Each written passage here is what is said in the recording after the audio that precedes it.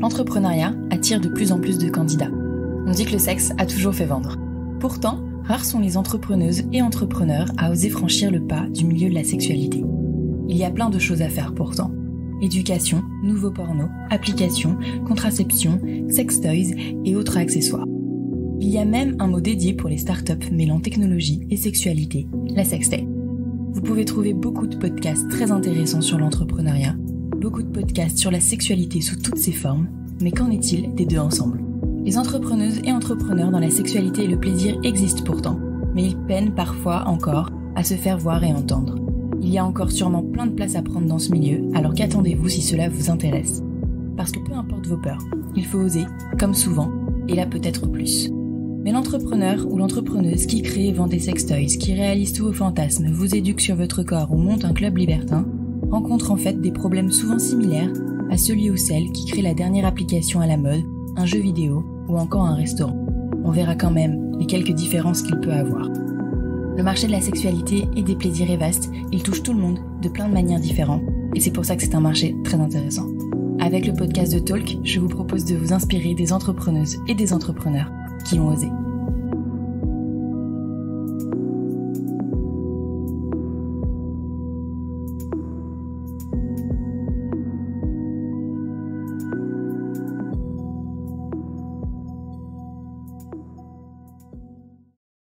Du coup, merci beaucoup à tous les deux d'avoir accepté cette invitation. Enfin, Angélique, ça s'est fait au dernier moment et c'est génial de rajouter ce témoignage en plus. Donc on est avec Rodolphe Brichet. Tu es le fondateur de Andy Lovers.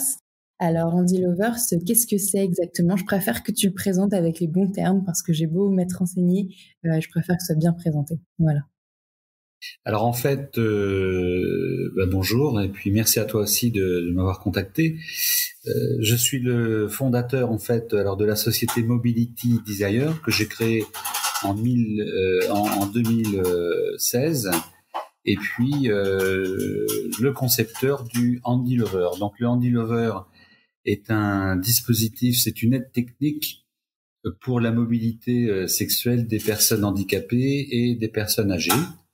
Et justement, là, aujourd'hui, je suis chez Angélique, qui est une personne handicapée, mais qui pourra justement te dire ce que le Andy Lover lui apporte et comment on a travaillé tous les deux pour sa problématique. Ok, donc ça fait combien de temps que tu as créé cette société ? Alors moi, j'ai créé Mobility Desire en avril 2016. Préalablement, on va dire que ça fait plus de 10 ans que je suis sur le projet. Je crois que même, oui, au moins 12 ans. Les prémices, c'était en 2008 d'ailleurs. Et puis, le temps d'affiner un petit peu le projet, ça prend du temps. Et comme le contexte est doublement tabou, handicap et sexualité, c'est très très compliqué. Et comme a dû te dire Christelle Bonny avec son projet, on passe pour des obsédés sexuels avant de passer pour de passer pour des développeurs et des entrepreneurs. Et alors ça s'est passé. On y reviendra. Parce que ça m'intéresse beaucoup. Je voulais juste savoir d'abord, pour rester sur qu'est-ce que c'est Andy Lovers, aussi du coup l'histoire et les raisons qui t'ont poussé à entreprendre dans un milieu, comme tu viens de le dire, si compliqué. Parce que à l'origine, si j'ai bien compris, tu étais ingénieur, il me semble. Complètement. Alors je suis ingénieur et puis expert en mouvement, expert en ergomètre scientifique.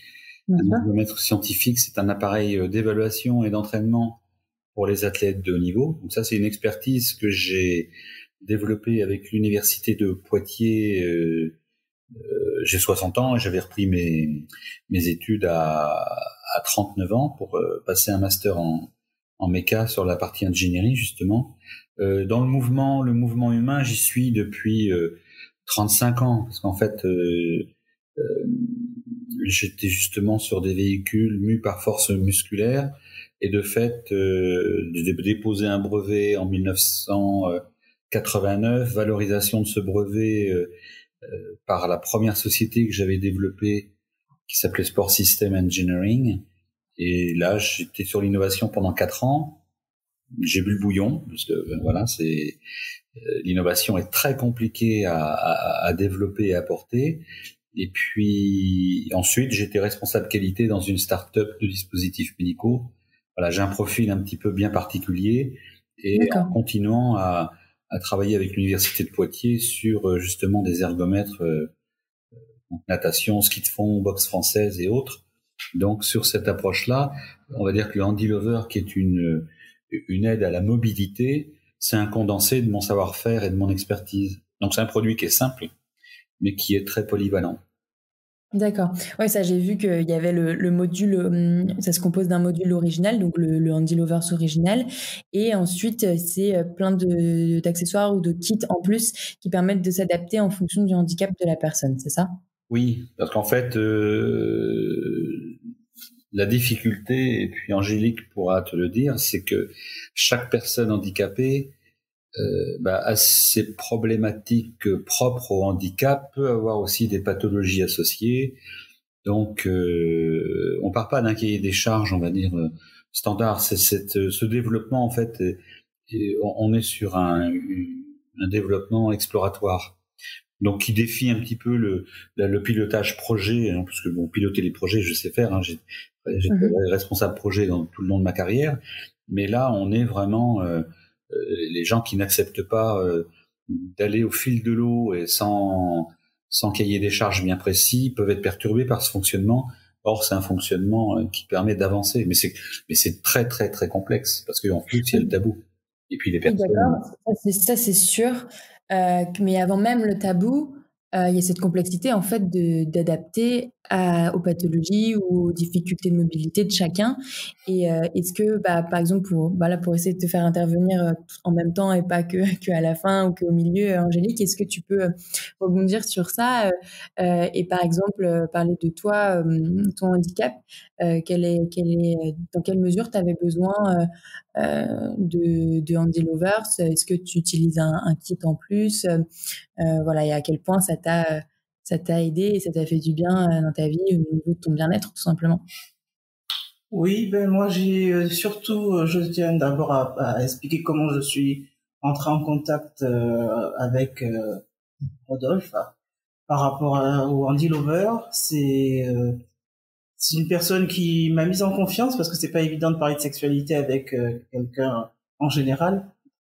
Et il a abordé la question, mais vraiment, j'ai eu l'impression qu'il, ce jour-là, il était là pour me dire quelque chose. Voilà, et sans regard bizarre. Et ça m'a permis de me tourner vers lui facilement et d'essayer de comprendre ce qu'il avait mis en place. Le Handy Lover, pour moi, c'est quelque chose qui est utile. J'ai fait beaucoup je marchais avant d'être handicapé, hein. Donc je sais ce que c'est que bouger. J'ai fait de la danse, j'ai fait beaucoup de sports de compétition. Et je me suis retrouvé donc avec des soucis de santé qui m'ont obligé à être en fauteuil. Donc je voulais retrouver cette sensation de mouvement. Et en même temps, je voulais aussi pouvoir parce que le handicap fait peur, hein, donc automatiquement je me suis vite retrouvé seul. Donc, l'Handy Lover, pour moi, c'était une aide pour pouvoir justement avoir des actes sexuels sans personne et être indépendante et retrouver le mouvement. D'accord. Ok. Et comment vous vous êtes rencontrés du coup avec Rodolphe? Sur un salon. Ah oui, un salon d'innovation, c'est ça? Voilà, tout à fait. Salon d'innovation. Et ça, c'était un salon qui était dédié à quoi exactement? Enfin, innovation, oui, mais innovation en général ou à la santé ou tu vois? C'était le salon Novac, en fait, le salon de Bordeaux sur les 100 entreprises d'innovation de la de la Nouvelle-Aquitaine. Et puis, donc, c'était pas du tout dédié à la santé ou au handicap ou sexualité du tout. C'était de l'innovation. Et en fait, c'est vrai que j'ai vu passer Béatrice avec son fauteuil roulant devant mon stand. Alors effectivement, avec les roll-up, la communication qui parlait de sexualité. Elle a regardé elle était à une dizaine de mètres, hein, tu as regardé le stand. Bizarrement, je me suis approché, puis je lui ai demandé si elle voulait des informations. Donc je lui ai demandé, est-ce que vous voulez des informations? Et puis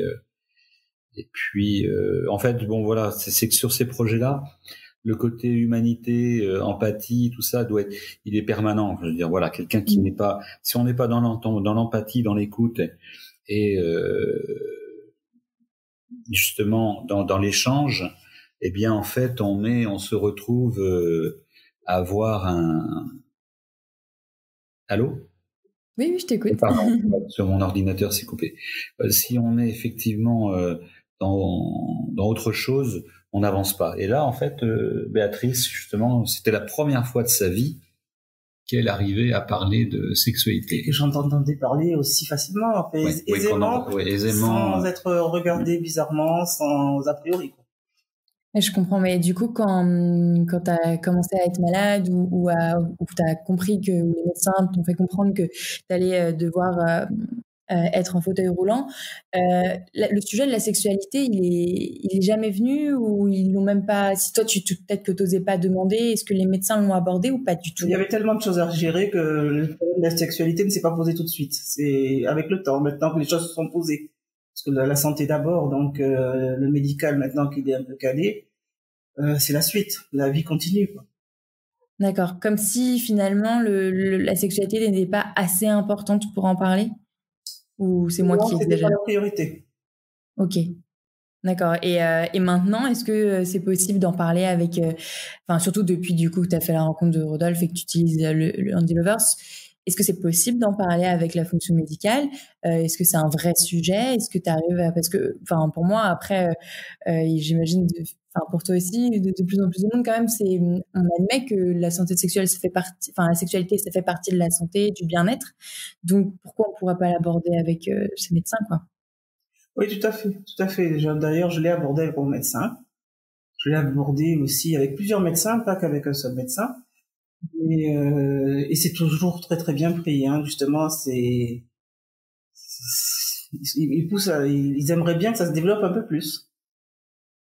D'accord. Ouais, parce que aussi, les médecins disent eux-mêmes qu'il y a des problèmes pour parler de sexualité, qu'on n'en parle pas assez, qu'il n'y a rien qui est fait pour les personnes en situation de handicap. Ils en croisent assez régulièrement et c'est problématique.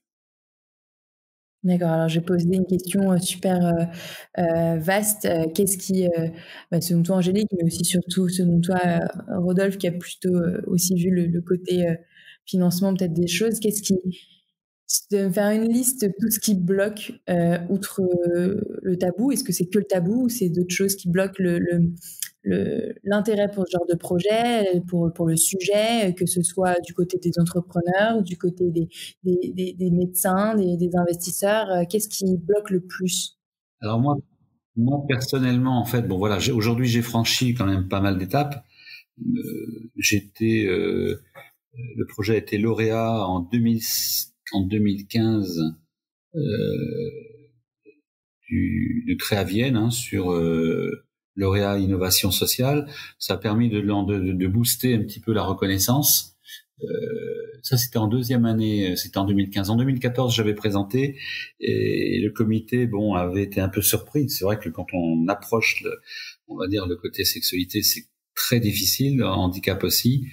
En plus, le handicap. Oui, en plus, c'est ça. Enfin, de toute façon, c'est le mot, comme vient de dire Béatrice, c'est et en plus handicap.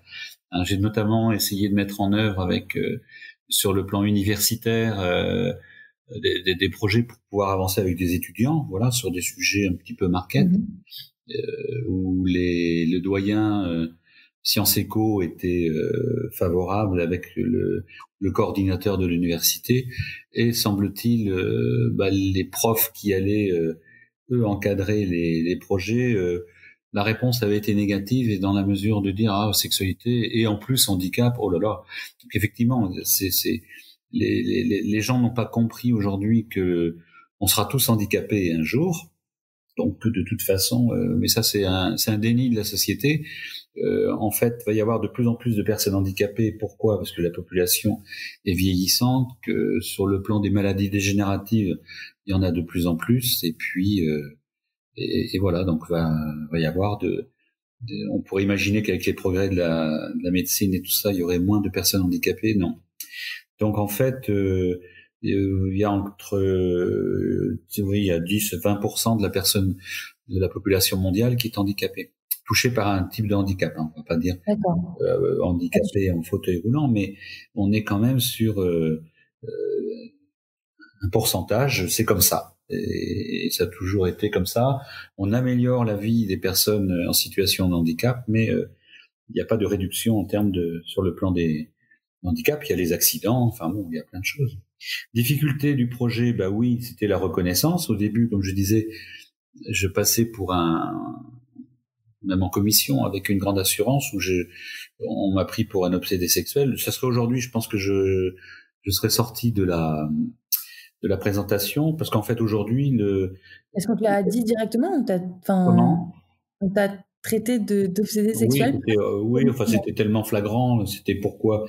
Oui, les questions étaient très insidieuses, mais comme le reportage, il y a un très beau témoignage du Christelle Bonny là où elle était justement en recherche de fond, et on lui a expliqué, où elle explique d'ailleurs dans son témoignage sur internet. Qu'on lui avait expliqué que heureusement en plus que c'était une femme, parce que déjà on considérait qu'elle était peut-être un petit peu hors norme, mais que si ça avait été un homme, on l'aurait considéré comme un vrai obsédé sexuel. Donc j'ai eu mon étiquette, on va dire, sur ce plan-là quelque temps, sauf qu'aujourd'hui, depuis même un bon bout de temps maintenant, depuis 2016, j'étais dans les 6 projets nominés du prix international de santé sexuelle de la chaire UNESCO santé sexuelle et droits humains. Donc effectivement, la chaire attachée à l'UNESCO sur le côté santé sexuelle et droits humains, qui répond justement et qui intervient avec l'OMS, l'Organisation mondiale de la santé, sur la santé sexuelle, estime que le Handi Lover est un produit révolutionnaire. D'ailleurs, la chaire explique même que le produit est aussi révolutionnaire que le fauteuil roulant créé en 1783. Donc vous voyez un peu tu peux voir l'innovation, mais après, ce sont des experts dans leur domaine. La sexualité, effectivement, toute sexualité, toute orientation et pratique sexuelle est une sexualité. Il n'y a pas de déviance et quoi. Les gens ont leur propre sexualité. Et ce qui plaît justement aux sexologues sur le plan critères santé sexuelle, c'est le bien-être. Quelqu'un qui va bien dans sa peau, qui va bien dans son épanouissement sexuel, va être bien dans sa vie. Et puis si on fait un plan systémique, on va dire que les gens qui vont bien dans leur vie vont coûter moins cher à la société sur le plan maladie, sur le plan médical, sur le plan psychique. Voilà. Donc par contre, effectivement, il faut avoir une projection qui soit systémique. Et ça, les gens ne l'ont pas. Mais si effectivement les gens sont l'État normalement qui doit faire en sorte, avec la loi 2005 sur la compensation du handicap, doit faire en sorte que les personnes handicapées puissent accéder à la santé sexuelle. C'est un droit, hein, c'est ce que dit d'ailleurs la chaire. Ça fait partie de cette loi, c'est ça, parce que on s'inscrit totalement dedans, et aujourd'hui d'ailleurs le Handi Lover est pris en charge par les MDPH, les maisons départementales des personnes handicapées. Il est pris en charge à 75% avec un plafond de 3 960 € tous les 3 ans, comme une aide technique normale. Et ce, avec justement une approche. J'ai pu faire le point aussi avec le CNSA, qui est la Caisse nationale qui supervise un petit peu toutes les approches MDPH. Toute la partie ingénierie, personnalisation que je développe pour avoir une approche pour personnaliser à partir du Handi Lover original, comme pour Angélique, il y a une partie d'ingénierie et autres qui justement, là, pour Angélique, on a fait cette approche-là. Donc normalement, pour cette prise en charge, l'équipe pluridisciplinaire de la MDPH pourra tenir compte effectivement de ce travail-là, parce que c'est une personnalisation. À titre d'exemple, c'est comme un fauteuil roulant. Est-ce que ça veut dire... roulant standard, et puis après, toute la partie ergo, elle va être développée et adaptée par le distributeur qui a les outils pour le faire. Ergo, oui, avec un ergologue, d'accord, pour tout ce qui est adaptation à la vie quotidienne, en fait, c'est ça? Complètement. Et là, en fait, on va dire que l'épanouissement sexuel, l'acte sexuel, est reconnu comme un acte courant de la vie aux États-Unis depuis 1986. Donc, vous voyez, on a en gros, on a en Europe, enfin en France, on a plus de 30 ans de retard. Donc, les pays du Nord européen, Nord-Europe, ont un peu plus on va dire d'ouverture sur ce plan-là, mais ça reste quand même exceptionnel. Voilà. Pourquoi j'ai créé le Handy Lover? En fait, c'est que justement par rapport à cette loi de 2005 sur la compensation du handicap, les institutions sur le handicap avaient saisi le Comité consultatif national d'éthique en 2012 pour savoir si on pouvait avoir des aidants sexuels en France comme en Nord-Europe, et le CCNE avait répondu négativement, mais par contre préconisé. Alors pourquoi répondu négativement? Parce que considérant effectivement que les aidants sexuels sont sur le plan de la prostitution. Donc, c'est ça que j'allais te demander ce que c'était, parce que j'ai vu, alors je sais plus si c'était en interview ou sur ton site, que voilà, on pouvait être aidé d'un accompagnant ou d'une accompagnante sexuelle. Donc c'est ça que tu dis quand aidant les oui, aidants complètement. sexuels. Là, on est sur on va dire, pour la sexualité, pour justement aider les personnes handicapées sur la sexualité, il y a 3 orientations. C'est-à-dire la première, c'est médicamenteuse, donc les médicaments qui vont permettre à des gens d'avoir une réparation physique sur le plan éventuellement érectile pour les hommes, pour les femmes, d'autres médicaments. Il y a le plan humain, mais le plan humain, en France, il est interdit pour des raisons, on va dire, de prostitution. Et le troisième plan, il est aide technique. Et aide technique, en fait, il y a rien. En fait, il y a un produit américain qui s'appelle l'Intimate Rider, qui je trouve moi est un bon produit, mais qui n'est pas aussi polyvalent que peut l'être le Handy Lover sur le plan ergonomique et autres. D'ailleurs, la chaire UNESCO Santé sexuelle et droits humains, le professeur Troussier confirme que le Handy Lover pour l'instant est le seul produit qui répond justement aux critères de santé sexuelle. Donc c'est quelque chose de précurseur, oui, sur le plan international. D'accord. Et pour revenir sur, alors j'ai plus les acronymes, hein, mais tout à l'heure tu parlais du fait que ça devait être reconnu comme un dispositif médical nécessaire. Après, on a parlé un peu du statut qui n'existe pas encore malheureusement en France des aidants sur la sexualité. Est-ce que du coup, si c'est quand même à moitié reconnu comme voilà un besoin de la vie, du bien-être, de la vie quotidienne, est-ce que la problématique du remboursement est là ou pas? Parce que j'imagine que c'est quand même, enfin j'ai vu les prix, c'est quand même quelque chose qui coûte. Tout le monde va forcément, enfin c'est pas forcément accessible à tout le monde. Est-ce qu'il y a une partie, c'est aussi ton combat de le faire rembourser en fait? C'est ça en fait, la prise en charge financière par les MDPH au titre justement de la PCH pour le handicap. C'est-à-dire que là, c'est une prise en charge de 75%. C'est-à-dire que, mais c'est bien ça, j'avais bien compris. Oui, c'est ce que je te disais, c'est 75% de prise en charge avec un plafond de 3 960 €. Donc, alors tout à l'heure, tu disais, oui, le prix du Handy Lover, prix élevé. Je peux poser la question à Angélique, est-ce qu'elle trouve que le Handy Lover, effectivement, est un prix élevé on va dire, en comparant avec les produits paramédicaux, orthopédie et autres. Moi, je trouve que le Handy Lover est un appareil qui est coûteux, il faut le dire, c'est coûteux, mais en même temps, par rapport à tout le travail qu'il y a derrière, de mise en place parce que c'est vraiment c'est vraiment précis par rapport à la personne, donc non. Mais finalement, quand on regarde l'ensemble, c'est pas ça, c'est pas cher.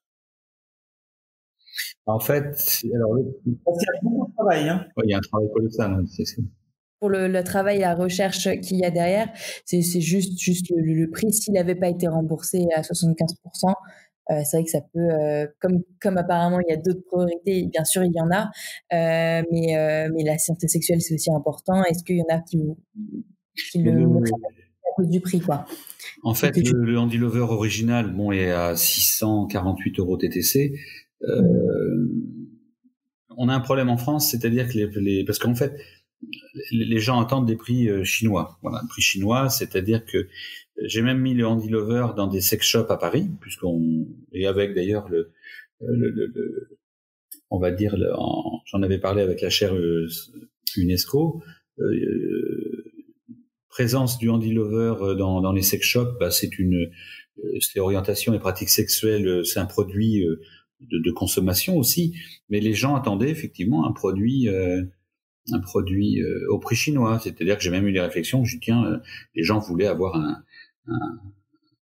le prix d'un rameur à 150 € comme chez Decathlon. Donc, en fait, effectivement, les gens doivent à ce moment-là aller chez Decathlon et puis faire tout le travail d'ingénierie et d'adaptation sur leur rameur à 150 € et puis faire en sorte qu'ils répondent aussi aux normes des dispositifs médicaux, ce qui est le cas du Andy Lover. Je réponds aux normes des dispositifs médicaux. Ça sera à terme, c'est mon objectif, c'est de le passer comme dispositif médical pour qu'il puisse être pris en charge par la sécurité sociale. C'est à terme. Ça sera une autre orientation. Mais tout ça, c'est long. Il y a un coût. On peut pas avoir le produit est fabriqué, conçu en France. Et il n'est pas fait en Chine. On voit bien qu'avec le Covid, ce qui s'est passé. Donc, il faut avoir un produit qui soit fiable, robuste. Et puis, comme dit Angélique, on est sur quelque chose où la polyvalence, et c'est justement la force du Andy Lover, là, c'est d'être adapté pour le plus grand nombre, c'est-à-dire des personnes qui vont être handicapées sur le plan moteur, sur le plan si mental à voir, parce qu'en fait c'est un outil de découverte, donc sur le plan spatial, sur le plan cognitif aussi, et psychique, il intervient à tout niveau, parce qu'on on bouge, le corps humain va bouger, les personnes handicapées ont du mal déjà à bouger, sont plutôt toujours dans leur fauteuil, et là l'ergonomie, le post-ergonomique du Andy Lover va permettre entre autres de bouger, et le fait de bouger offre aussi une partie de possibilité de mouvement pour une relation intime, donc découverte de la sexualité seule, donc pour tout le monde, donc femmes, hommes, toute orientation et pratique sexuelle, hétérosexuelle, homosexuelle et autres, ou en couple, c'est-à-dire couple mixte, handicap et valide, ou couple de personnes handicapées. D'accord, oui, parce que oui. Pour préciser, parce que c'est vrai que moi j'ai vu sur le site, mais juste pour les auditeurs, auditrices, c'est que en fait on peut attacher un sextoy, que ce soit un sextoy style un god pour pénétrer, ou même ou un masturbateur, oui. Ok. Alors ça, en fait, c'est intéressant pour les gens justement qui veulent avoir un épanouissement en solitaire, qui veulent et qui ne peuvent avoir qu'un épanouissement en solitaire, mais comme les personnes, comme tout le monde. Je veux dire, la solitude, elle est universelle, elle touche les personnes valides et les personnes en situation de handicap, c'est sur le même ordre. Et d'ailleurs, les établissements handicap, certains vont même dans les sex shops pour essayer de trouver des produits de sexualité qui soient adaptés ou qui pourraient convenir aux personnes handicapées. D'ailleurs, le Andy Lover a été repéré par pas mal d'établissements justement par rapport à des visites à Paris dans les sex shops où je l'avais mis. Donc, oui, bien sûr. Non, mais moi, c'est aussi mon intérêt. Enfin, à côté, voilà, des podcasts que je fais, je t'ai un peu mal expliqué quand je t'ai au téléphone la dernière fois, mais j'ai développé du coup cette boutique que j'ai appelée Talk Universe et où j'essaye d'être la plus positive, joyeuse, ludique sur les sex toys en général, mais aussi sur d'autres manières d'aborder la sexualité à travers des livres, des affiches, des choses d'artistes, mais aussi d'être inclusive. Et alors après, moi, je suis une femme blanche hétéro, donc je peux pas me mettre à la place de tout le monde. Et c'est vrai que là, clairement, la notion de la sexualité et du handicap, je pense que j'en ai jamais parlé quand je parle de sexualité avec des amis autour de moi. Et du coup, bah, tu vois, c'est typiquement, enfin, vu tous les sex shops que j'ai pu voir, en travaillant sur mon projet, j'ai pas vu de choses où c'était clairement précisé que c'était adaptable pour des personnes en situation de handicap ou pensé pour. Et c'est vrai que je trouve ça très dommage, quoi. Parce que tout le monde se veut être de plus en plus inclusif aujourd'hui. Alors, bien sûr, il y a énormément de manières, enfin, il y a plein de choses à penser quand on veut être inclusif, mais on pense pas, on pense au genre, on pense aux couleurs, mais on pense pas au handicap, en fait. Pas encore. non. En fait, alors, sur les sites, justement, touchant la sexualité, les sex toys, on va dire en France, bon, je sais pas aborder, les sites anglo-saxons, sans proposer vraiment de produits spécifiques, parce qu'il n'en existe pas d'ailleurs, pour la sexualité des personnes handicapées. Donc le Handy Lover n'est pas un sextoy, c'est une aide à la mobilité et sur lequel effectivement j'interface en fait d'ailleurs un des maîtres mots c'était de dire utilisez votre sextoy préféré avec le Handy Lover. C'est ce qui est prévu à terme justement avec un support sextoy universel et notamment aussi avec un qui n'est pas encore comment dire il y a des choses. Le produit est en permanente évolution en termes de qualité, en termes de proposition sur le plan ergonomique. Et en fait, on en est au balbutiement. Enfin, sur le plan, je vais faire une approche un petit peu historique. J'ai une 2 chevaux et la voiture qui va avoir toutes les options sécuritaires et autres. Elle viendra après. Pour l'instant, comme il n'y a absolument rien d'équivalent sur le plan international, on en est au tout début. Donc, et je vois bien à chaque fois que je développe, je vais justement sur une approche bien spécifique, comme sur le site Handy Lover, dans les accessoires, il y a pour justement le module, le rehausseur incliné avec Sarah. Sarah, justement, on voit, elle est très lourdement handicapée. Elle est IMC. Et c'est elle avec son ami Eddie qui ont imaginé, ils sont tous les deux d'ailleurs dans un établissement, un foyer d'accueil médicalisé. Et Eddie, il a une trachéo, donc il a une seule position de confort, c'est allongé sur le dos.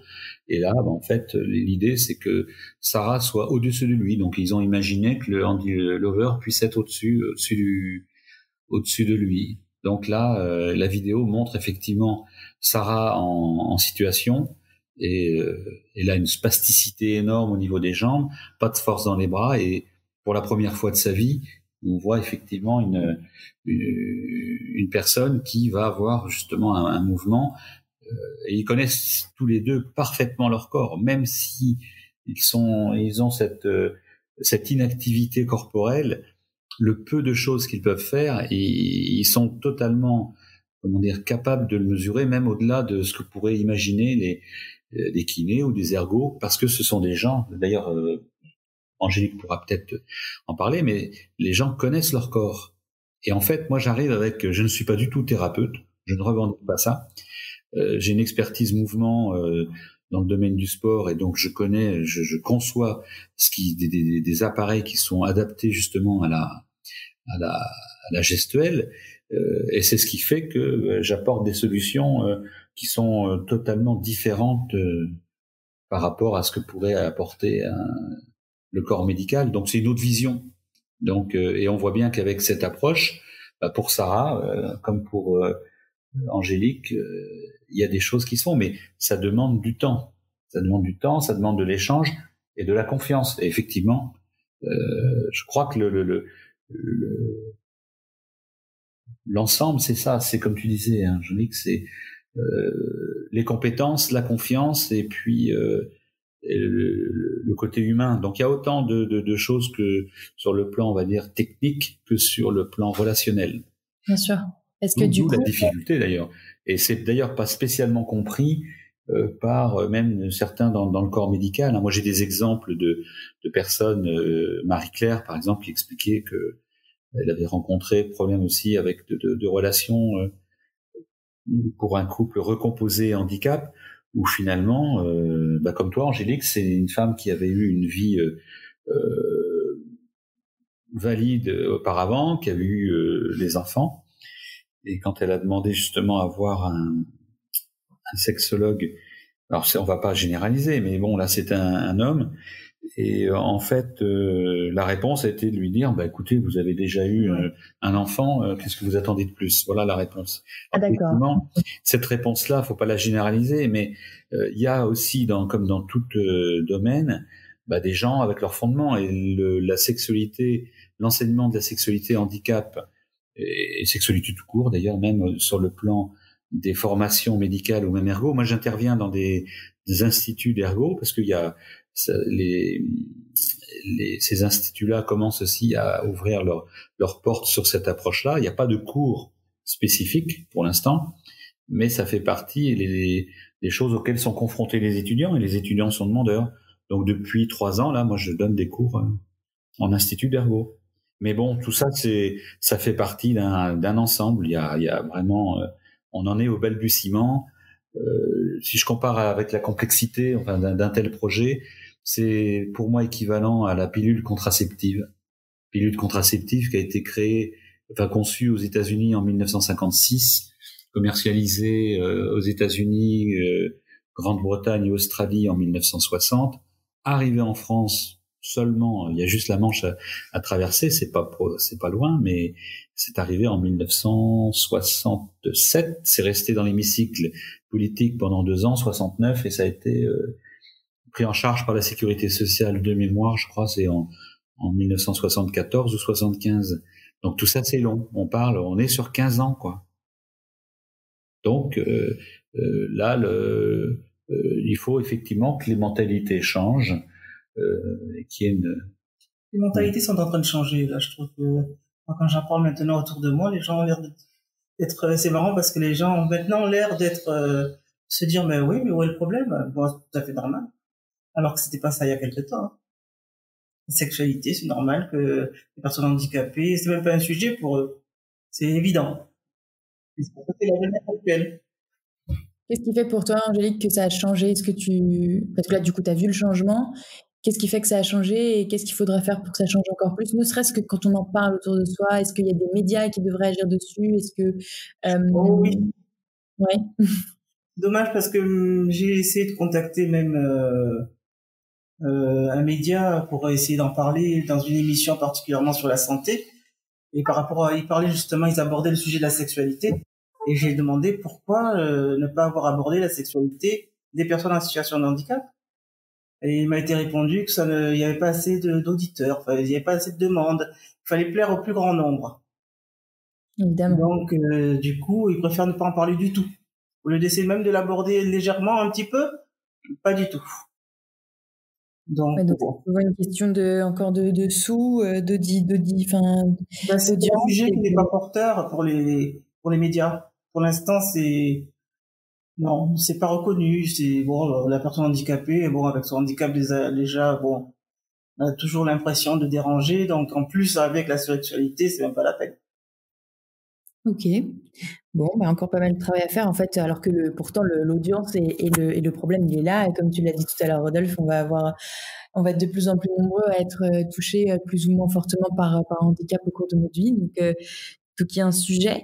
Est-ce que tu pourrais me donner, pour avoir une idée, après combien de personnes tu as pu accompagner Et du coup, combien d'adaptations différentes tu as dû faire à chaque fois du Handy Lovers, combien de temps ça peut te prendre quand voilà, une personne te dit, voilà, moi j'ai tel handicap, je suis intéressée, par contre, voilà, il faudra l'adapter. Toi, tu dois faire un entretien avec elle, apprendre à la connaître, savoir quels sont vraiment ses besoins, quelles sont ses envies en termes de sexualité pour bien adapter le Handy Lovers ou pas. Enfin voilà, comment ça se passe toute cette prise en charge des patients?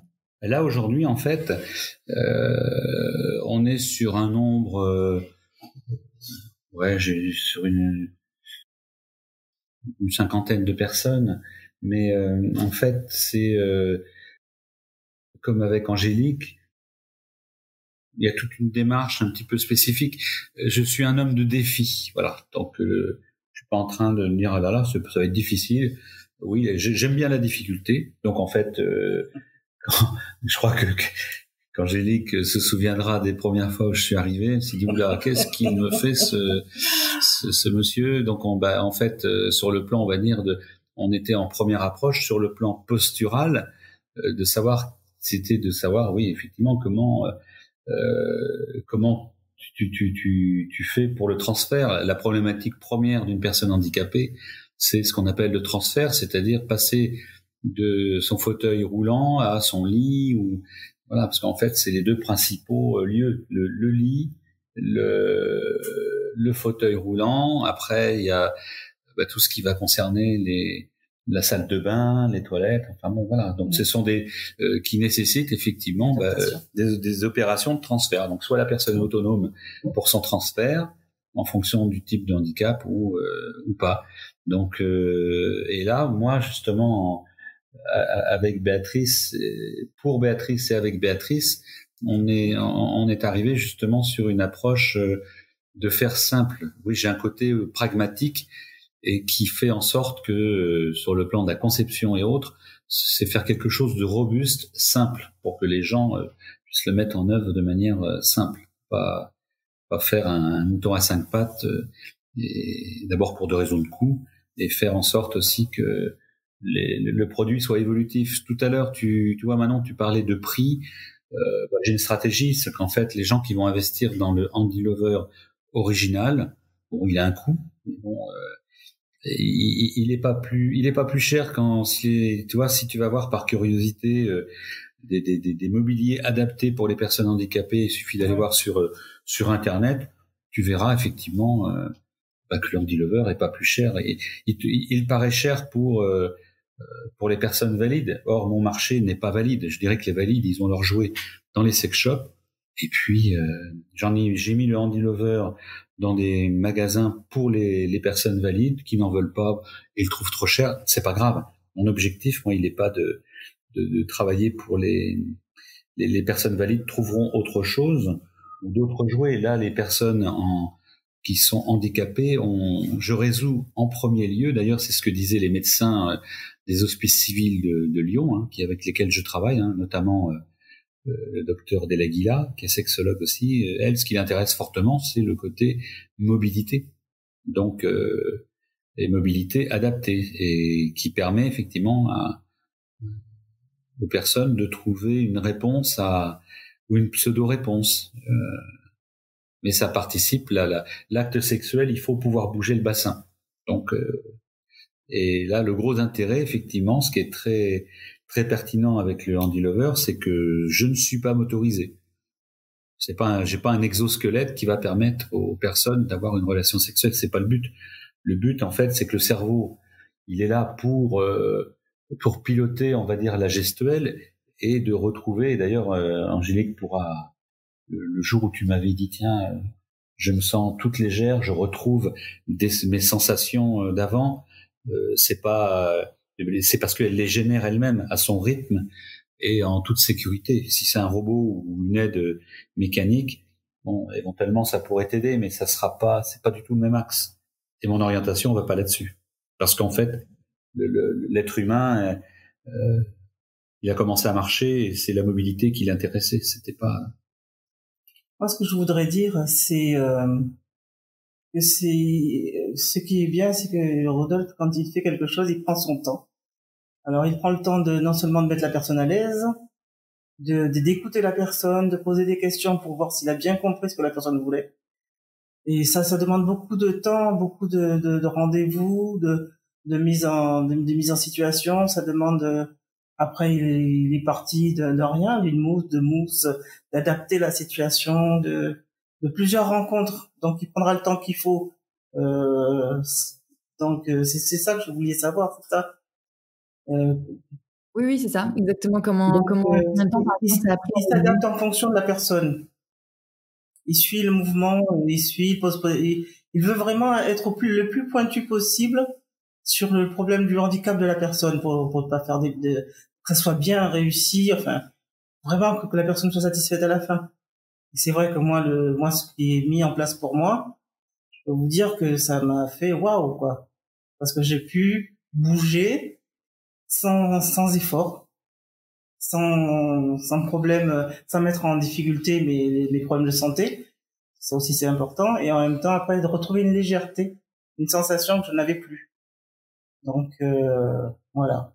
Et ça, c'est incroyable, oui. D'accord. Et tu vois, j'entends Béatrice et j'entends Angélique, là, qui est, justement, disait waouh. Et en fait, ça rejoint un peu la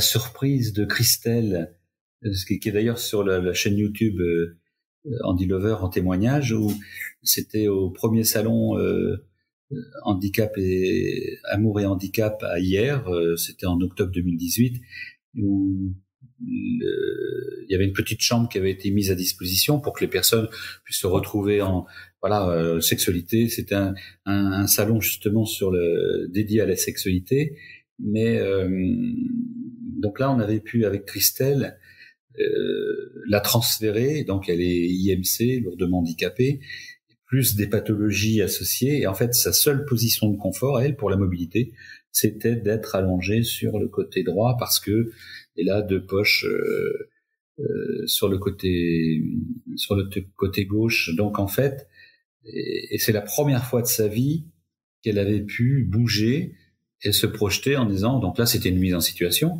mais elle se projetait en disant qu'elle pourrait avoir un plaisir intime solitaire et aussi un plaisir corporel avec un partenaire. Sachant par exemple que les personnes IMC, à la différence d'Angélique, où toi tu as une expérience de vie avant, mais les personnes IMC, par exemple, dans tous les établissements, voilà, c'est des découvertes, parce que jamais on leur parle de sexualité. D'abord. Tu peux repréciser IMC, s'il te plaît? C'est pas parlant pour tout le monde, je pense. Ah pardon, IMC, c'est infirme moteur cérébral. Ce sont des gens qui sont handicapés de naissance pour des raisons médicales diverses, mais effectivement, donc sur le plan moteur, il y a beaucoup de répercussions, et donc c'est des gens qui vont pouvoir, qui vont être enfermés dans la commande moteur inactive, avec de la spasticité, donc c'est des raideurs musculaires, donc et qui sur le plan mental, sont parfaitement, ont une fonctionnalité parfaite, sauf qu'ils sont enfermés dans un corps qui ne répond pas comme le commun du mortel. Donc en fait, on est sur des actes limités. La parole aussi peut être touchée, hein.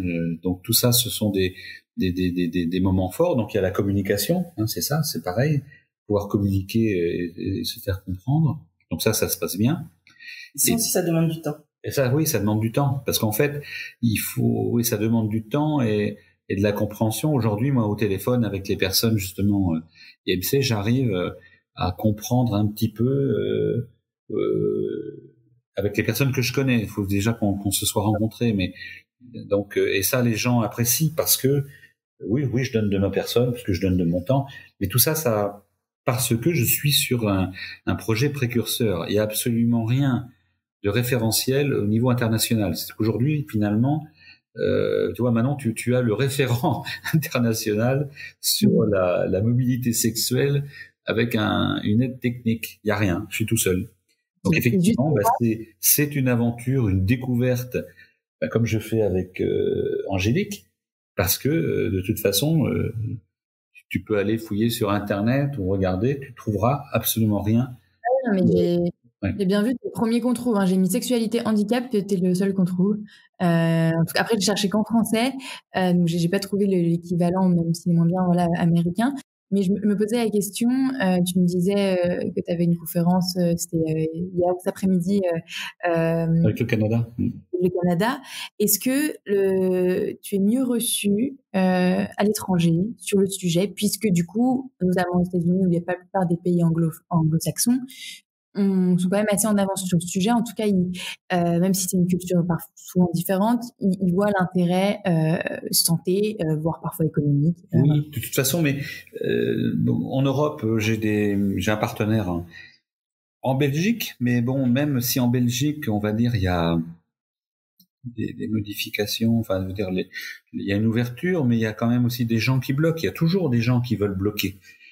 Que ça soit le mariage pour tous ou tout ça, on se retrouve, il y a des personnes que l'avancée sociale et sociétale dérange. On se demande pourquoi, mais parce que le Handy Lover d'ailleurs sur le plan social et sociétal est fortement aidé par la région Nouvelle-Aquitaine. Hein. D'ailleurs, là, on est à Bordeaux, mais moi, je suis implanté à Poitiers sur la technopole du Futuroscope, mais je suis en Nouvelle-Aquitaine, et la Nouvelle-Aquitaine a compris effectivement que je répondais à un problème de santé publique et soutient fortement financièrement le projet, parce que je suis une start-up, mais une start-up pas standard. Je suis dans l'humain, la technique, oui, mais la technique et l'approche humaine. C'est pas du tout les mêmes critères, que ça soit sur le plan technique, stratégique, et puis même sur le plan, on va dire, commercial et marketing. C'est pour ça qu'il y a personne. Je veux dire, c'est d'une complexité, c'est très très très difficile. Je pense qu'effectivement, sur le plan, on va dire, Angélique pourra peut-être le confirmer, mais je pense que c'est peut-être ma personnalité et comment je suis construit mentalement qui fait que ce projet existe, parce que normalement, puisque effectivement ton approche Manon, elle est sur l'entrepreneuriat, une équipe normale, il y a longtemps ils auraient abandonné. Moi, j'abandonne pas. C'est ce qui fait ma caractéristique. Oui, parce qu'il y a l'aspect, fondamentalement humain, et que c'est un besoin. Oui, complètement. C'est un vrai besoin qui est pas du tout résolu, et il faut y répondre, et tu le fais. Et c'est vrai que cet aspect social, presque humanitaire, parce qu'une start-up classique, ne verrait pas la rentabilité immédiate. Complètement. Mais d'ailleurs, je veux dire, le capital risque et autres, si les gens attendent, effectivement, c'est le bilan, combien de ventes et tout ça. Oui, il y en a eu de vendus, mais c'est peut-être pas encore significatif. Les gens n'ont pas compris, effectivement, que il y a un marché. Je pense que Angélique peut le confirmer. Je veux dire, il y a effectivement beaucoup de personnes handicapées qui sont dans son cas, et toutes les personnes handicapées, effectivement, aimeraient bien avoir une réponse. Pour l'instant, effectivement, les gens ne demandent pas trop, parce que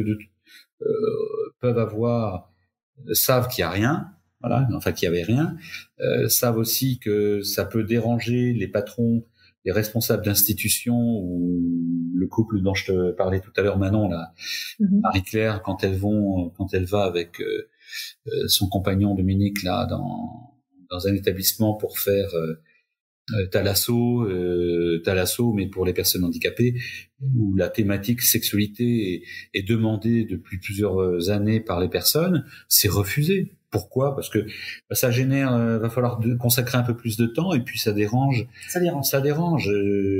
Pareil, en Centre-France, là, j'avais été appelé par des ergothérapeutes. Il y avait une dotation financière, un don financier par une famille à l'établissement, et le Handy Lover avait été proposé par l'équipe ergo.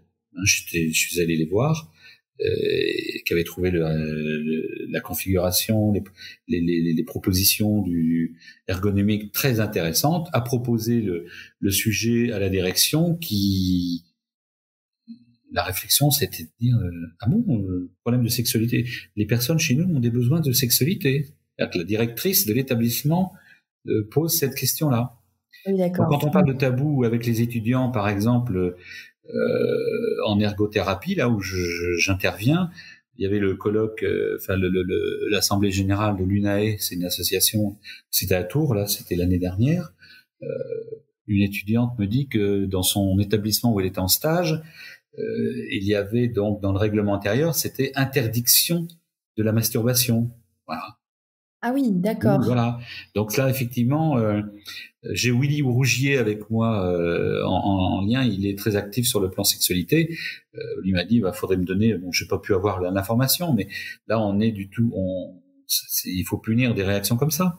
La loi sur la compensation et puis sur le droit humain, il est bafoué. On n'interdit pas la masturbation à des gens. Déjà, si avoir la masturbation, c'est déjà pas évident pour tout le monde, hein, parce que sur le plan de la motricité fine et tout ça, et là, c'est interdire. C'est-à-dire que le seul plaisir corporel que pourrait avoir la personne, on lui interdit. C'est gênant, ça dérange. D'accord. Vous voyez qu'il y a encore un chemin énorme à faire. Ouais. Et justement, face à tous ces types de personnes différentes, que ce soit des responsables d'instituts, que ce soit des potentiels investisseurs ou des incubateurs, enfin voilà, que ce soit le milieu entrepreneurial, de la santé ou même dans ton milieu proche, amical, familial, je posais la question d'abord à toi, Rodolphe, puis ensuite la même, mais du coup adaptée à toi, Angélique. Quelles sont là où les questions qu'on vous pose trop et vous en avez marre, une question pleine de clichés, ça se trouve que j'ai posé moi aussi parce que soit par préjugé, soit par juste manque de connaissances quand vous parlez de Landy Lover. Moi, j'ai souvent eu des réflexions où effectivement on me dit les personnes handicapées ont autre chose à faire prioritairement. Or, bon, ça c'est comment dire la réponse bateau standard qui effectivement comme ça n'ouvre pas le débat. Je me souviens même d'une discussion avec dans un cercle fermé, pseudo amical d'ailleurs, où des personnes disaient bah oui mais avec ton projet porno là justement, mon projet porno, et c'est un médecin qui me parlait.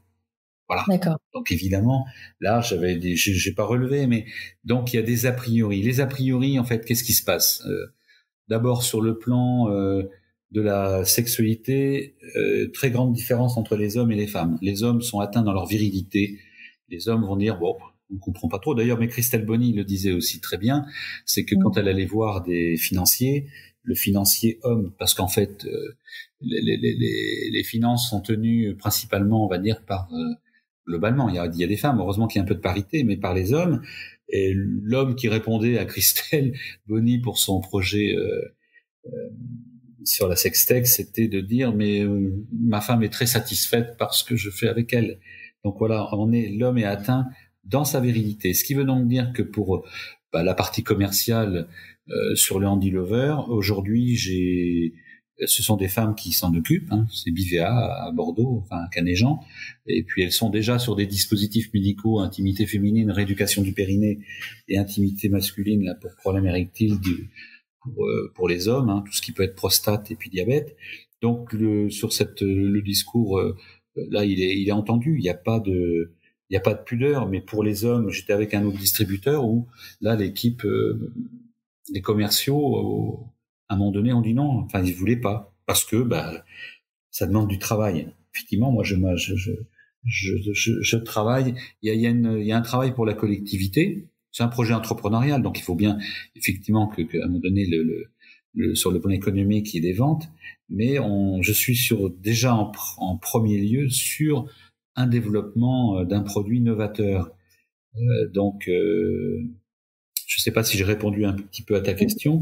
Donc sur le plan amical, perso, famille, c'est vrai que les gens au début, c'est pas évident. Et comme pour tout projet entrepreneurial, le conjoint, donc là, effectivement, dans ma première société, puisque c'est ma deuxième société, la première, donc c'est terminé en 2006. Donc effectivement. C'est compliqué pour la vie de famille, quoi. Donc là aujourd'hui, je pilote mon projet, c'est ma priorité effectivement, c'est de pouvoir apporter une réponse sur ce défi humain et technologique. Donc, donc ça peut rester parfois compliqué pour la famille, mais au moins elle comprend et elle te pose pas des questions. Aujourd'hui, il y a une compréhension.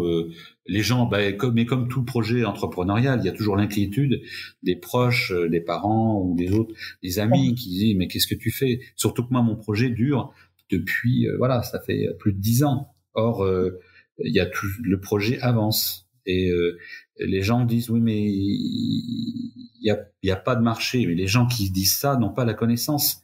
Il y a un marché et par contre ce marché il est très très complexe, c'est-à-dire que et aujourd'hui en fait le Handy Lover est référent et que le produit est connu de toute façon, il y a une maturité, le produit il est fiable sur le plan justement ergonomique.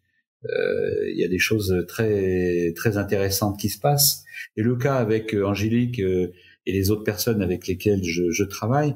L'objectif aussi, c'est de pouvoir faire en sorte que, à travers ces réalisations personnalisées, que toutes les personnes qui vont être dans le même contexte pathologique, d'handicap, pathologie associée et tout ça, identique à ces personnes, puissent, à la lecture des informations qui seront indiquées sur le site, puissent se dire « Ah, tiens, finalement, moi, j'ai le même type de handicap, j'ai les mêmes conditions de vie, même problématique, même envie sur le plan d'intimité, de sexualité, intimité et autres.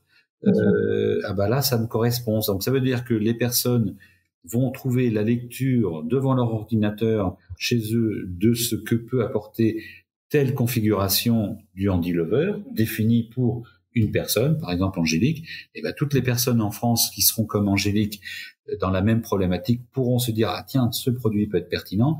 Et ce qui va être intéressant aussi, notamment pour les prises en charge MDPH, c'est qu'il faut un certificat médical par un médecin ou un sexologue. Et là, effectivement, à la lecture sur Internet de ce qui se passe, par exemple pour Angélique, on dira le cas Angélique c'est ça, et que les personnes, les ergos, les médecins puissent retrouver une lecture, parce que c'est pareil. Puisque tout à l'heure je disais que j'intervenais moi dans les écoles d'ergo, sur le plan de la formation du corps médical, il y a rien. Donc là aussi c'est un vide sidéral. Donc il y a tout à faire. Mais ça veut dire qu'aujourd'hui, on va dire que le côté précurseur, il est sur la réponse, la technique, le côté humain, social, sociétal, et aussi sur le côté, on va dire formation, cette approche-là. Oui, donc c'est une nébuleuse qui est complexe et ça va mettre du temps. Mais par contre, avec tous les cas qui vont être traités, on va arriver effectivement à dire type de handicap, degré de handicap, telle configuration. Et là, plus tu auras de témoignages, mieux ce sera finalement, parce que ça pourra permettre à de plus en plus de gens de... Voilà. Donc ça va demander des années. Mais bon, c'est comme tout. Enfin, et pourtant aujourd'hui, on va parler de l'ère numérique. Donc en termes de conception, tout ce qui est, oui, je suis parti justement avec l'aide numérique, mais sur le plan de la réponse, on va dire sur le plan humain, le côté numérique va pas remplacer l'approche humaine. Et justement, je suis dans un projet humain, social, sociétal. Et c'est pas un robot qui va remplacer Rodolphe Boucher avec le Handy Lover pour répondre aux personnes handicapées. C'est pas vrai. Et ça, je le vois bien sur tous les salons handimédiques, autonomiques. En France, des salons sur le côté handicap. Tous les gens qui travaillent dans le domaine du handicap, le point commun, c'est l'empathie. Donc déjà, s'il n'y a pas d'empathie, c'est même pas la peine d'imaginer d'aller travailler ou d'œuvrer dans le système social. Donc et là aujourd'hui, je dis que oui, effectivement, je suis un acteur de l'économie. L'ESS, c'est économie sociale et sociétale. Donc j'ai une banque, par exemple, la Nef, qui est un établissement bancaire éthique, où il y a effectivement une liaison sur le plan, il y a un engagement de ma part sur le plan social ESS. C'est intéressant que tu mentionnes pour une fois un point positif d'une banque, parce que dans tous les entretiens que j'ai pu avoir avec d'autres entrepreneurs dans la sexualité, ils avaient l'une des premières difficultés, c'est une question que je t'ai pas posée parce qu'on a abordé pendant tout le long de l'entretien, mais l'une des premières difficultés, ça a souvent été ne serait-ce que d'ouvrir un compte en banque. Mais toi, du coup, tu as trouvé cette banque qui avait cet aspect éthique? J'ai le Crédit Agricole aussi, hein, le Crédit Agricole, qui mon premier partenaire bancaire, c'est le Crédit Agricole. Ah bon, bah super pub alors, très Voilà. bien. Donc, merci au Crédit Agricole, mais ils le savent. Et effectivement, ils sont. Mais on va dire, c'est parce que je pense que effectivement, à la différence des autres personnes qui peuvent porter des projets qui vont vers l'établissement bancaire, quelqu'un qui va faire un salon de massage corporel, les banques l'aident pas. Mais là, moi, je suis sur le côté. Qu'est-ce qui prime sur mon projet? C'est le côté handicap. Et qu'est-ce qui prime? Et aujourd'hui, en termes de reconnaissance, effectivement, il y a la chaire UNESCO. J'ai été aussi lauréat du prix OCIRP. L'OCIRP, c'est un organisme de prévoyance reconnu en France, enfin qui est important. Et le prix OCIRP Handicap 2017 dans la thématique vie affective et sexualité, bon, l'Andy Lover a été lauréat. Donc il y a une reconnaissance, on va dire une légitimité aujourd'hui sur le plan médical et sur le plan handicap du Andy Lover. Aujourd'hui, je n'ai plus du tout à me justifier. Je veux dire, si les gens me prennent pour un obsédé sexuel, bah, tant mieux si ça leur fait plaisir. La chaire UNESCO, oui, l'UNESCO, c'est vrai, aide tous les obsédés sexuels de la Terre. C'est un clin d'œil, mais bon, vous voyez que il faut vraiment un petit peu d'humour de temps en temps, ça déride. Mais c'est un combat, ça fait du bien parce que c'est un combat permanent. Et Béatrice, ça fait combien? On s'est rencontrés en septembre 2018. On a pu commencer à travailler en février 2019, et le produit industriel est sorti en septembre 2019. Donc tu vois, maintenant il y a eu des essais, des protos, différentes choses de fait, avec aujourd'hui un produit qui est bien. Et en plus, l'avancée technologique réalisée avec Angélique, c'est une avancée qui permet de me projeter vers d'autres projections et évolutions d'accessoires ergonomiques pour le Andy Lover. J'aimerais revenir sur la question qui a été posée par rapport aux réactions des gens de mon entourage.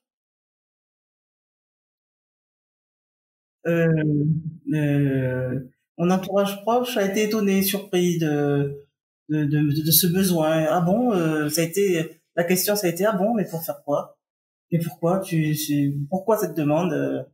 Ah bon, c'est un problème pour toi? Voilà. Et et puis après, il a fallu que moi-même je me sente légitime pour en parler, pour dépasser aussi mes a priori, parce que c'est vrai que c'est pas évident de parler de sexualité pour moi. Et j'en ai parlé à des amis qui m'ont dit qu'ils trouvent ça tout à fait normal, et avec qui maintenant je peux en parler plus facilement. Je pense que le fait d'avoir d'avoir trouvé le Andy Lover, d'avoir trouvé Rodolphe, m'a donné la parole par rapport au handicap et la sexualité, mais elle m'a permis aussi de beaucoup mieux de parler vraiment de la sexualité avec des gens autour de moi. Je n'aurais jamais parlé de sexualité sinon. Je n'aurais jamais de prendre le pouvoir sur ta sexualité et de pouvoir en parler librement alors que tu n'aurais pas osé avant, quoi. Ah non, j'aurais pas osé. Non, de toute façon, déjà moi j'ai eu à la première approche, ça a été de me dire est-ce que c'est pas un pervers? Je reconnais que moi-même, par rapport à tout ce qu'on entend, par rapport à tout ce qu'on entend, c'est vrai, par rapport à tout ce qu'on entend dans les médias, avec tout ce qui se passe dans tous les jours, les agressions et tout ça, donc bon, où est-ce que je mets les pieds, quoi? Et aujourd'hui, là, je suis chez Angélique. Voilà. Donc, effectivement. Il y a eu des chemins de fait depuis. Ouais. Bon, voilà. C'est une question de confiance qui s'installe. D'accord. Et est-ce que dans ton entourage, est-ce que tu connais des personnes qui sont aussi atteintes d'handicap, qui peuvent avoir les mêmes problématiques que toi sur la santé sexuelle, sur leur bien-être? Est-ce que tu as pu être un peu ambassadrice de Lovers, que ce soit auprès d'eux ou auprès même de tes médecins, voilà. Ben oui, parce que je fais partie aussi d'un groupe dans la ville où je suis, d'un groupe handicap qui s'est monté pour l'amélioration des situations de personnes handicapées au niveau de la ville. Et D'accord. en même temps, donc j'ai pu faire la pub du Andy Lover, en parler, parce que je fréquente beaucoup de personnes en situation de handicap. Et j'ai pu en parler avec mon médecin généraliste, avec mon psy. J'ai pu en parler, quoi. D'accord. Et du coup, la plupart ont été convaincus grâce à toi? Convaincus, ils ont pris la plaquette, ils se sont intéressés, on en reparle. Le Covid a arrêté un peu tout ça. C'est vrai qu'on était en train de bien aborder le sujet, mais oui, ils sont intéressés. D'accord. Bon, bah, c'est génial. En fait, il faut développer ça, peut-être un cercle d'ambassadeurs, ambassadrices pour l'Andy Lover. Oui. Ben, moi, je cherche en permanence d'ailleurs justement sur le côté ambassadeur produit, parce qu'en fait, là, Angélique est à Bordeaux, moi je suis à Poitiers. Bon, là, je suis allé en Vendée début juillet, et sinon c'est hier à côté de Toulon, Lille, Lyon. En fait, c'est difficile aussi pour les gens de se manifester par rapport à cette traçabilité, justement, de dire oui, on va eux-mêmes, les personnes, si elles demandent quelque chose, risquent de se voir jugées en étant intéressées par la sexualité. Donc, comme pour tout le monde, je veux dire, quand les personnes valides nous disent bon, les personnes handicapées ne parlent pas de sexualité. Donc, effectivement, ou de leurs problèmes sur la sexualité. C'est vrai que un homme, je lui dis tiens, effectivement, toi, tu parles de tes problèmes érectiles avec tes copains, puisque finalement, les hommes qui ont des problèmes érectiles il y a un pourcentage élevé. Jamais de copain, moi, qui m'a parlé de ses problèmes érectiles. Ça fait l'objet d'ailleurs d'un de mes épisodes du podcast avec une plateforme qui met en lien les patients Ben oui. peuvent avoir des troubles érectiles ou d'autres troubles sexuels et pour les mettre en lien avec des médecins sexologues, parce que la plupart attendent très longtemps ou trop longtemps avant de parler du moindre problème sexuel, et il y a un vrai tabou sur ça aussi, ouais. Parce que par exemple, si on regarde sur les médias, télévision, on voit effectivement des produits, des gels pour lubrification intime féminin ou masculin, puisque pourquoi pas effectivement sur le plan vaginal ou anal, hein, mais tout le monde confondu, homme-femme. Donc on voit bien que il y a de la pub à la télévision. Bon, donc là, il y a quelques années, voilà, la pub aussi sur protection périodique, il y en a une qui a gêné tout le monde là. Oui, enfin, oui. Je sais plus comment elle s'appelle, sur la publicité justement. C'est pas un tampon, c'est une serviette périodique, parce que on est trop proche de la vision clitoridienne. Je crois que c'est parce qu'on avait enfin osé mettre la vraie couleur du sang, qui est rouge. Bah oui, complètement. Et puis de l'organe féminin. Donc, oui. Mais ils ont bien fait, parce que finalement, elle est toujours là. Et puis, et là, sur le plan marketing, finalement, c'est bon, parce que tout le monde en parlait. Donc, l'objectif pour eux, à mon avis, est atteint. C'est que, et de brasser et de secouer un peu cette approche-là, parce que ça fait partie de la vie, et la sexualité fait partie de la vie. Oui. Donc, on peut pas mieux finir.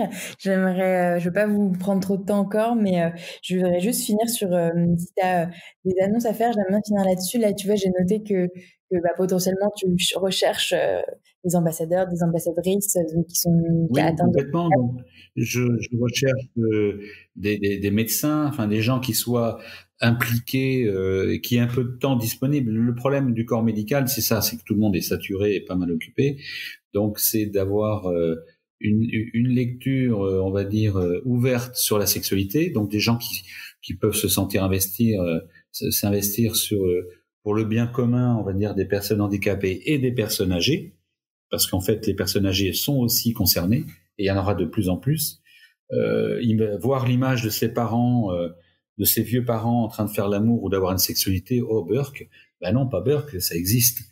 Et en fait, hier, j'avais fait une approche avec une étudiante en ergo. Elle avait, en première partie, elle fait le bilan justement sur la sexualité des personnes âgées.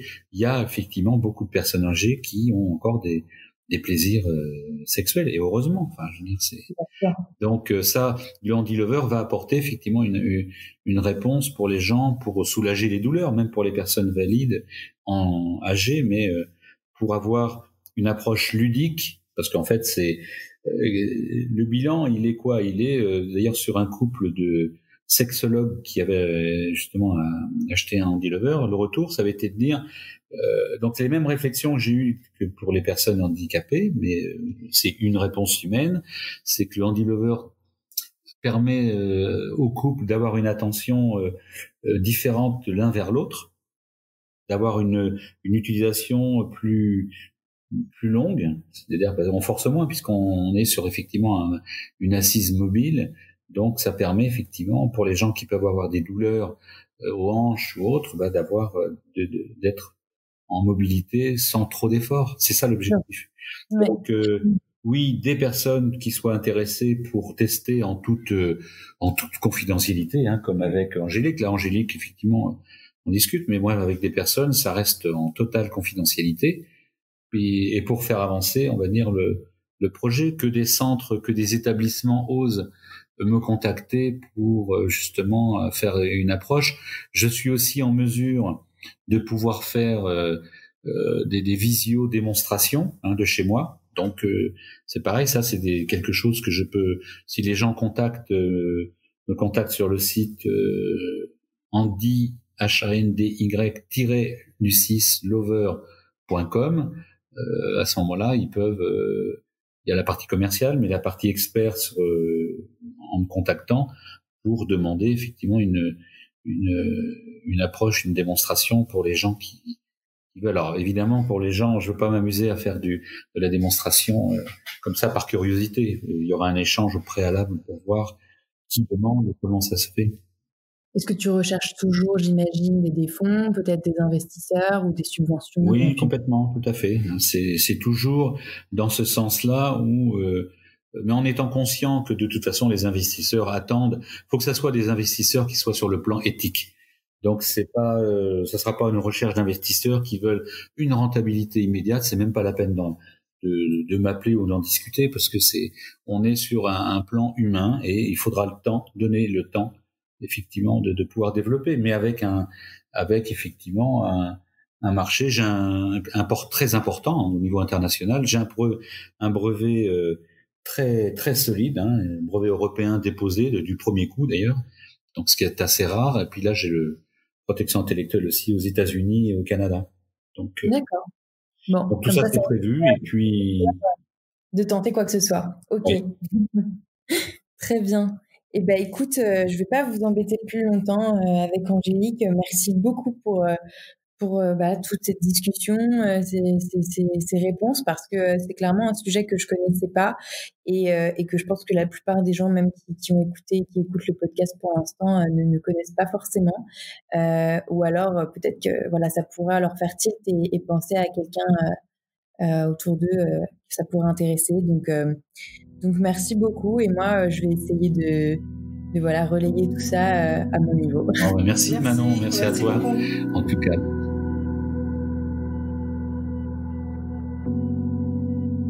Encore merci d'avoir écouté jusqu'au bout. Merci à Rodolphe Brichet et Angélique ou Bénédicte pour le temps que vous avez pris pour me répondre. Oui, Angélique ou Bénédicte, car pour des raisons de confidentialité, nous avons utilisé un surnom. Mais d'une interview à l'autre, on dirait que Rodolphe s'est trompé de surnom. Rien de très grave. Comme d'habitude, toutes les références mentionnées dans l'épisode sont en description.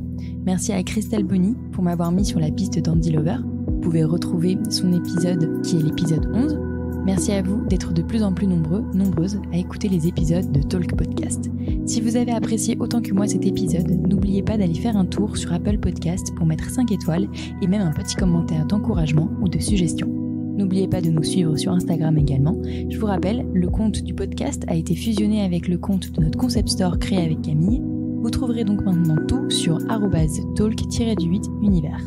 Merci encore et à très vite.